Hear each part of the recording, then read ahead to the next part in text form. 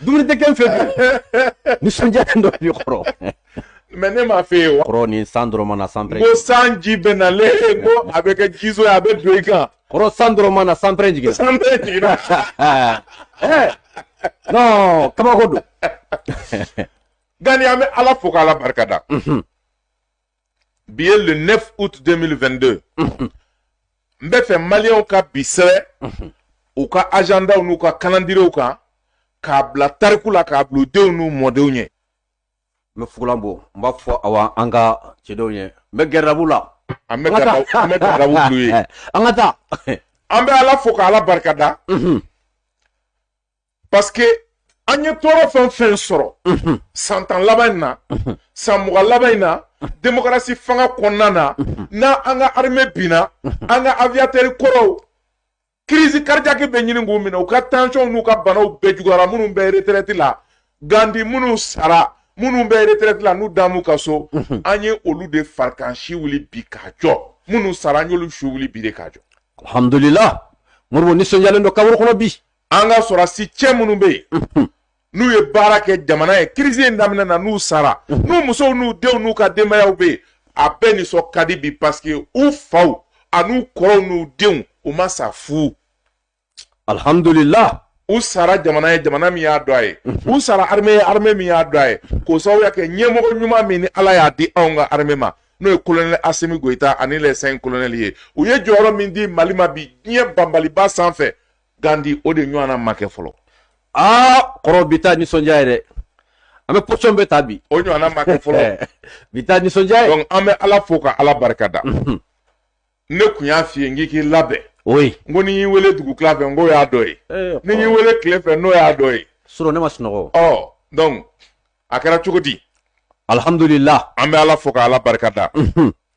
Gandi ne y'a fɔ n ko n tɛ fu fɔ ayi nɔ banna kɔrɔ e ni ne depuis an sigira plateau in kan yan an tɛ fu fɔ ayi an tɛ nkalon tigɛ an tɛ propagande kɛ an tɛ jogo fɔ mɔgɔ la min t'i la an tɛ fɛn fɔ an ka armée kan a ma se niveau min na wa ko min mana tiɲɛ armée bolo an t'a datugu an b'a tiɲɛ de fɔ caki parce que o bɛɛ ye kɛlɛ dɔ ye ayi nɔ bi taa o tiɲɛ bangena koyi donc Ala barika la n ye fɛn minnu finman ye dibi la ni n kun m'u ye ka ɲɛ oui yelen mɛnɛ na sisan u yera ayi bi kɔni kɛ bɛɛ de ɲɛ b'u la sisan bi kɔni fan bɛɛ sisan o daminɛna donc a waleyara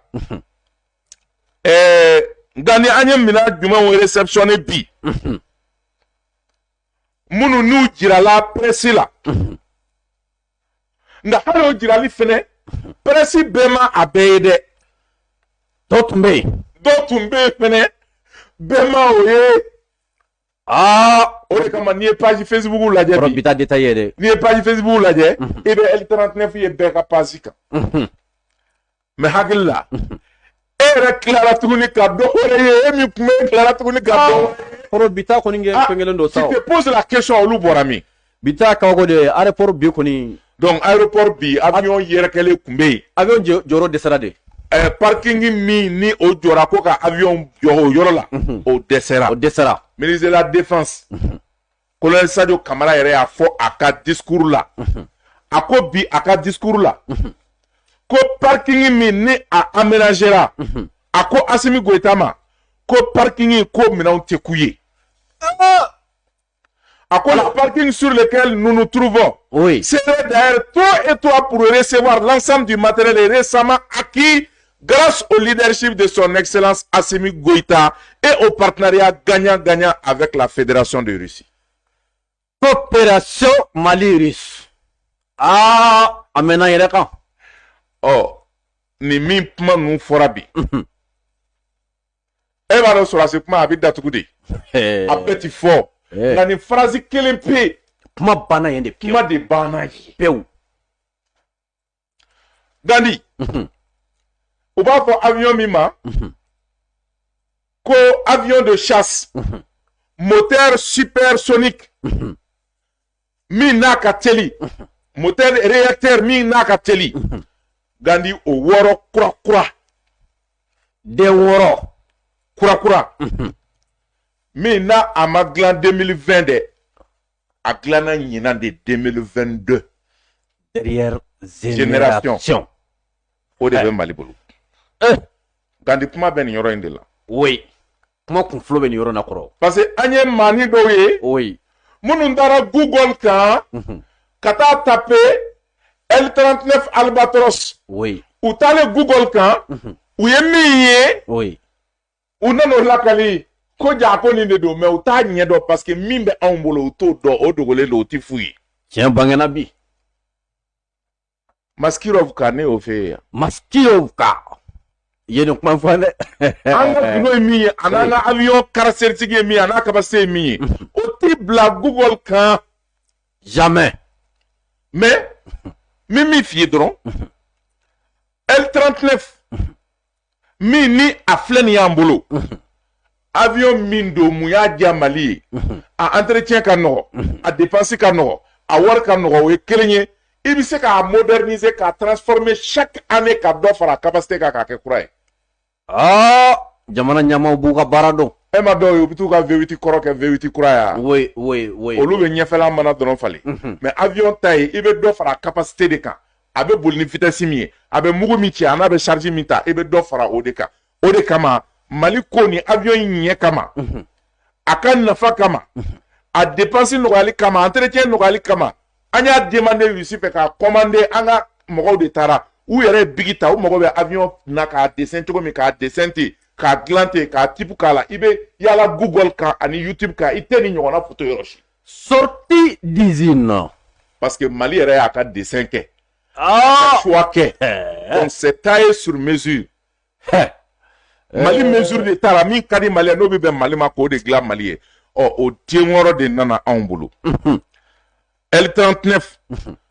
NG i b'o fara a kan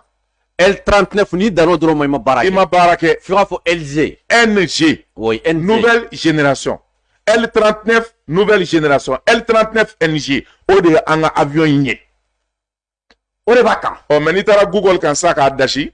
L39 kɔrɔ min n'o bɛ Tchèquew bolo a mɛnna hali Tchèquew fana y'o sɔrɔ Russie de bolo parce que waati min fédération de Russie bɛ sen na o cilen fédération de Russie cilen ni avion ninnu Tchèque ye ninnu caman de ɲini ka t'u yɛrɛ défend mais a technologie a n'a développement bɛ Russie de bolo donc Russie y'o nouvelle génération de dilan L39 NG ka adapté ka bɛn Mali ma k'o d'a ma min b'an ka combat kɛ kɔrɔ fasoden juguya ka jugu a ka rayon d'action kilomètre 1,100 L39 NG a technologie depuis Russie L59 de kun don wala L139 o de y'a ancien depuis Russie donc waati min fédération de Russie bɛ ci Tchécoslovaquie Tchèque ninnu ka bɔ a la Russie y'a ka technologie garder bi Russie de ye o dilan k'o moderniser ce qui fait que bi jamana minnu bɛ yen ni nouvelle génération n'u taara commander k'a adapter ka bɛn o ma Russie la les États-Unis sont partis acheter 250 avions avec la Russie États-Unis wili u fɛ ka taa Russie fɛ ka taa ta ni ɲɔgɔnna 200 ani dɔ de san Hongrie o ye 12 de commander Russie fɛ Mali ye 6 de commander faso jugu tɛ sunɔgɔ bi donc c'est pour te dire kabi 2015 Russie y'a daminɛ ka L39 NG a modèle standard min ni bɛɛ bɛ se k'a san ka taa k'o dilanni daminɛ min ni a ka capacité ye 775 km/h donc o de den wɔɔrɔ b'an bolo o de photo filɛ nin ye o de ye avion de chasse L39 NG o de bɛ Mali bolo numéro minnu b'u kɛrɛ la TZ11C ninnu o ye a immatriculation ye Mali aviation yɛrɛ bolo donc an y'o den wɔɔrɔ san o tɛ wɔɔrɔ ye o den wɔɔrɔ ye avion dɔ bɛ yen min ni Russie tɛ sɔn k'a feere diɲɛ jamana si ma o de jɛman tɛ dɛ ayi jɛman ye an ma se o ma bawo a banna o fɛnɛ an y'o san mais Russie ko tellement k'o ka gɛlɛn u ma ko an kana bɔ télé la an kana yɛrɛ mansin an kana photo ta c'est leur condition parce que avion in a den kelen pe i bɛ se ka guerre gagner farafinna bɛɛ n'a den kelen pe Russe ko de ko maa si kana o photo ta ko kana bɔ kɛnɛma yɛrɛ ma o photo tɛ se ka ta yɛrɛ o de ye SU25 an bɛ tila u b'a fɔ min ma ko SU25 Frankfurt Mali ye o de kelen san kura kelen pe dɔrɔn wa kelen pe de bi bɛɛ siran an ɲɛ bɛɛ voisin bɛɛ an dafɛ jamana bɛɛ o bi bɛɛ siran an ɲɛ ɔ o min ni Mali y'o san Biélorussie ye kelen san Ukraine olu ye a modèle dɔ ɲini avec les Américains min bɛ Ukrainiens bolo Amérique y'a dɔ dilan min n'a ma se ka kun fiyewu Russie ta la o de la Russie bɛ ka Ukraine dame bi parce que a bɛ Russie bolo 2022 in na Ukraine kɛlɛ la Russie bɛ ka Ukraine kɛlɛ gagner n'a ye États-Unis y'a a ɲɔgɔnna u y'a a copier min kɛ k'o bila ka taa Ukraine pour que o ka se ka taa guerre gagner o ma se donc min bɛ Russie bolo c'est plus puissant que ce que les Américains ont parce que u y'a di Ukraine ma Ukraine ni Russie bɛ kɛlɛ la Ukraine ma se Russie la. dɔ bɛ an bolo sisan. Bulgarie 2014 2014 o ye dɔ san. Syrie 2018 Poutine ye OTAN lajaba Syrie ni de ye ka npogo don u la SU ye den joli den fila dɔrɔn OTAN bɛɛ u taara bi Bachar al-Assad kan k'u b'a lajaba k'u bɛ Syrie minɛ a den fila Poutine y'a den fila dɔrɔn de bila dans les combats ça a changé la donne. Bachar b'a ka fanga la bi. Bachar b'a ka fanga la ɔ Mali de filɛ sisan kana kelen pe san kelen pe 2022 na SU25 o kelen pe in de ye bɛɛ siran an ɲɛ bɛɛ parce que n'an ka L39 ye kɔrɔ bi ka di dɛ siran kɛra an ɲɛ mais SU min n'o y'an ka secret o y'an ka joker ye o de ye bɛɛ siran an ɲɛ joker ye o ye bɛɛ siran ayi bilen ko an tilal'o la an bɛ hélicoptère ko de la sisan ale ka capacité Sasco an b'o de la sisan ale ka capacité a bɛ arme min don ni 14 400 kg de munitions de bombes de missiles de lance-roquettes et de u b'a fɔ min ma ko ATD les missiles anti-tank anti-char D o bɛɛ de b'a la donc dans les guerres i bɛ tanki baw ye tanki ninnu ye u ka bɛrɛdɛmulama ninnu belebeleba minnu bɛ yen ni u bɛ missiliw fili duguma donc ale b'olu de détruire an'u ka chars les nouveaux chars ale b'olu de détruire donc o de b'an bolo bi nin den kelen in dɔrɔn den kelen pe in dɔrɔn a bi Mali armée kɛ ka juguw bɛɛ kunkolo timi a den kelen pe ko faso den juguw ma a den kelen pe a den kelen pe i bi photo nin bɛɛ f'u ye i t'a y'a la a tɛ photo ninnu na ayi mais n b'a kibaruya di e ma k'a di an filɛbagaw n'a lamɛnbagaw ma espace pour de que u ka vérité dɔn min bɛ yen ɔ nin den kelen pe in fɛnɛ k'a dɛmɛ baara la fɛn dɔ fɛnɛ bɛ yen min fɛnɛ n'o u ma sɔn k'o yira mɔgɔw la o de b'ale dɛmɛ baara la o de b'a dɛmɛ baara la ka Mali kɛ jamana ye mɔgɔ si tɛ se ka maga i la bilen quoi parce que n'i y'o fila sɔrɔ dɔrɔn maa si tɛ e kɔrɔbɔ bilen quoi bɛɛ b'i to k'i to yen. ayi non sisan kɔni n ko an na bɛn donc an ka SU25 nin o min b'an bolo ani ka fara an ka défense anti aérienne olu fila n'o i y'o fila sɔrɔ jamana o jamana y'o fila sɔrɔ bɛɛ b'i ye k'i to yen. donc ni fila de bɛ Mali bolo maintenant an bɛ ka kɛlɛw se sɔrɔ ni fɛn minnu ye déjà n'o ye an ka hélicoptères ye k'a daminɛ Mi-171 fɔlɔ minnu nana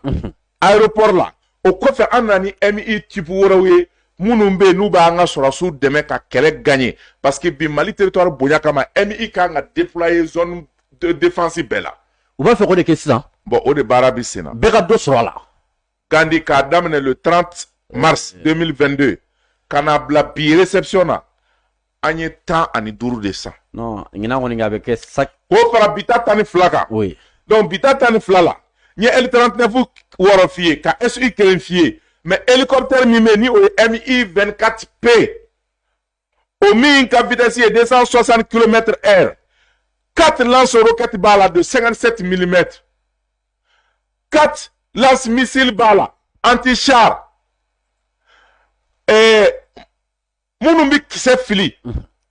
o 12,7 mm o naani de b'a la tuguni ɲinan kɔni gandi o ye Mi-24P de ye o Mi-24P un avion de SAS o Mi-24P oui o de bɛ Mali bolo o de den fila nana nin koli in na commune bɛɛ b'a ka avion de SAS sɔrɔ a nafa ye a bɛ se ka sɔrɔsiw ta fɔ cɛ 40 cɛ 50 ka t'u jigi u n'u ka kɛlɛkɛminɛn a kelen bɛ se k'a kunfa mugu la ka taa farapu kɛ ka segin ka na hali sufɛ awɔ jamana minnu bɛ yen ni sankɔrɔ dibi la baara bɛ kɛ jamana minnu bɛ yen ni olu y'o san o ye Afghanistan Iran Irak Tchétchénie Tchad ani Ukraine récemment Ukraine ye dɔw ɲin'a la o kɔfɛ jɛmanba min n'i y'a foto ye n'i kabara la belebele a bɛ fɔ de ma ko Mi-8N nin ye siɲɛ fɔlɔ ka ni ɲɔgɔnna ye Mi-8N nin de don nin de ye Mi-8N ye hali filimu la ne tɛ nin ye hali filimu la ne tɛ nin ye Mi-8N fɛnɛ bɛ filimu filɛ ka ban pewu a bɛ fɔ ale de ma ko polyvalent a bɛ sɔrɔsiw ta n ye min fɔ dɔ in na n'o ye a ka capacité de combat ye sɔrɔsiw donnen kɔfɛ 260 km/h 12,7 mm de canon 4 lance-roquettes 4 lance-missiles anti-char ATD o de b'ale la a bɛ mugujugu fili cogo min a bɛ mugujugu fili tan nin ma ɲi koyi o commune bɛɛ b'a ka avion de SAS sɔrɔ Asimu ninnu tile la tulonkɛ tɛ dɛ n'i y'o fara L9 L39 SU ani Mi-24 kan o Mi-8 min filɛ an y'o fila de san den fila kelen bɛ yen déjà o bɛ kɛlɛ la c'est engagé au front pour le combat n ko min nana a bɛ 10 ni kɔ de bɔ 10 ani kɔ kurakura min nana n'an ye tɔ kelen photo filɛ tɔ kelen dɔ in bɛ yen o bɛ combat la déjà o bɛ combat de reconnaissance la ni transport de troupes la sur le terrain caman b'a yɛrɛ la ni tile fila in na dɛ avion kɛra 11 ye sisan an ye min jira a 12nan o ye Casa 295 min ni an b'o ta pour que n'an bɛ patrouille kɛ sanfɛ n'an bɛ se ka mugu yɛlɛ ka mugu ci an b'o k'a la n'a y'i diya i b'a yɛlɛma ka kɛ véhicule médicalisé n'a y'i diya mana bana i bɛ furakɛ a kɔnɔ i b'i da kɔnɔ n'a y'i diya i bɛ labɛn ka tila ka jigin i bɛ taa kɛlɛ kɛ n'a y'i diya n'i ko i bɛ fɛ ka dugu min sauver i bɛ taa cun dugu in kɔnɔ yen dugumɔgɔw bɛ don i bɛ pan n'a ye o y'a kɛlen transport ye n'a y'i diya fɛnɛ i bɛ se k'a kɔnɔ yɛlɛma k'a kɛ VIP ye chaise bɛ k'a kɔnɔ i b'i da i ka fauteuil kɔnɔ k'i sen woyo a kɔnɔ i b'i ka ordinateur pi i bɛ télé filɛ kɛ o fɛnɛ ye Mali jara donc ni avion 12 6 L39 1 SU-25 2 Mi-24P 2 Mi-8N et 1 Casa 295 Mali ye olu de mana fara bi ka o jira 10 ani kɔ m'a f'i ye n ko SU ma jira i y'a fɔ SI ma jira fɛn wɛrɛ fɛnɛ bɛ yen min ma jira dɛ ninnu kɔni tiɲɛ yɛrɛ la an tɛ se k'o f'i ye dɛ ale tɛ se ka fɔ ayi n tɛ se k'o f'i ye kɔrɔ n tɛ se k'o f'i ye ale tɛ se ka fɔ ayi kɔrɔ jateminɛ ka explication n tɛ se o to dibi la ye explication o to dibi la ye i b'o nɔ de ye i t'o tɔgɔ mɛn dɛ kɛnɛ kan i y'o nɔ de ye i t'o tɔgɔ mɛn donc aujourd'hui Mali armée wasalen don Mali armée kunkɔrɔtalen don parce que an sogora armée min na k'a fɔ k'a ka indépendance di an ma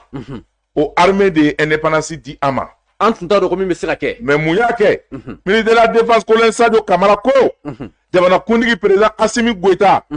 ko a ka fo min dara Mali kan san tɛmɛnenw na tɔɔrɔ min dara anw kan embargo matraquage médiatique min dara anw kan maa fɛ maa minnu ni olu bɛ ka taabolo min kɛ n'o banna diɲɛ dugukolo kan o banna Mali dugukolo kan pression min kɛra anw ka peuple kan anw ka peuple y'a jira k'a fɔ u pɛrɛnnen don kɔngɔ minɔgɔ nɛnɛ fundeni ani tɔɔrɔ k'o kun walasa ka se k'a ka indépendance ta anw ye sacrifice kɛ sacrifice min b'a jira k'a fɔ an b'an ka jamana fɛ Mali min ni diɲɛ berceaubaw a empire baw n'a civilisation baw bɔra yen anw ka hymne national ko an bɛ sira min ta ko sira in ka gɛlɛn sira min n'a bɛ taa n'an ye hɛrɛ la ko a tɛ se ka kɛ cɛsiri ni jija kɔ a tɛ se ka kɛ kɔlɔsi kɔ sanga ni waati kunun ko Mali bi Mali don o don Mali cɛsiri Mali ani ɲɛtaa Mali min bi sini jɔ o de b'an ka hymne kɔnɔ la voie est très dure la voie est dure et très dure qui mène au bonheur commun. Courage et dévouement, vigilance à tout moment, vérité des temps anciens, vérité de tous les jours, le bonheur par le labeur fera le mal de demain. Koro Seydou Oumar Traoré.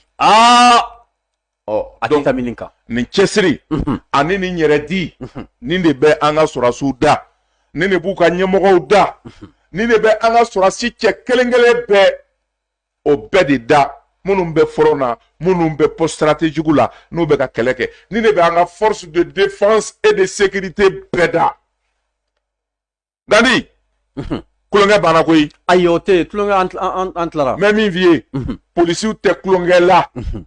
ozofɛrɛw tɛ kulonkɛ la doyɛnw tɛ kulonkɛ la sapeur pompiers tɛ kulonkɛ la surveillant de prison tɛ kulonkɛ la bɛɛ n'i ka ca armée fan si tɛ kulonkɛ la bɛɛ n'i ka ca bi yala e bolo ko surveillant de prison k'olu bɛ so dɛ awɔ mais n'an ye terroristes minɛ k'u minɛ an bɛ taa n'u ye min kaso la an k'u bɛ taa di olu de ma olu de b'u garder olu de fana bɛ tasuma na n'olu de n'u bɛ si n'olu kingɔnna dɔrɔn tiɲɛni kɛra siga t'a la Mali ka outil de défense Mali ka force de défense et de sécurité n'a fɔra les forces de défense et de sécurité y'a bonya i y'a dunya ye wa nin bɛɛ de déterminé don mais jamanadenw de kan ka déterminer sisan ka fara o kan anw ka détermination a n'an ka cɛsiri n'an y'o kɛ o de bi kɛ sababu ye ka Mali wasa le chef d'état-major de l'armée de l'air le général division Alou Boy Diarra avion ninnu bɛɛ kelen bɛ ale de bolo kɛlɛ bɛ ale de bolo nka ale baara kɛ mɔgɔ min ka yamaruya kɔnɔ o ye chef d'état-major général ye général de division Oumar Diarra Lamini da ye samafa a ye dɛ siga t'o la a bosoni a n'a saradali o bɛ dugudenw ma dɛ o Lamini da ye samafa ye